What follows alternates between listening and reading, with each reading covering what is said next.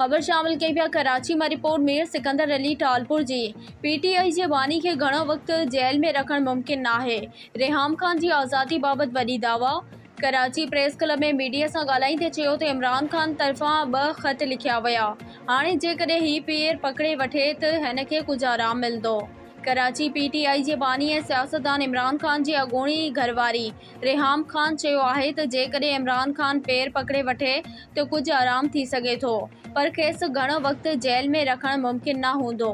Karachi press club में press conference कंदे Reham Khan PTI जे बानी जो नालो वठण खां सिफ़ाइ चयो त हिकु शख़्स जी ज़मानत जे पोयां सभु आहिनि, जॾहिं त ट्रम्प साहब कैदी जी मदद कंदो। सभु एतिरा परेशान छो आहिनि, मां अहिड़े सियासतदान नथी करे सघां। रेहाम खान चयो त ट्रम्प पंहिंजे दोस्तनि जी तमामु घणी परवाह कंदो आहे ऐं दोस्ती रखंदो आहे।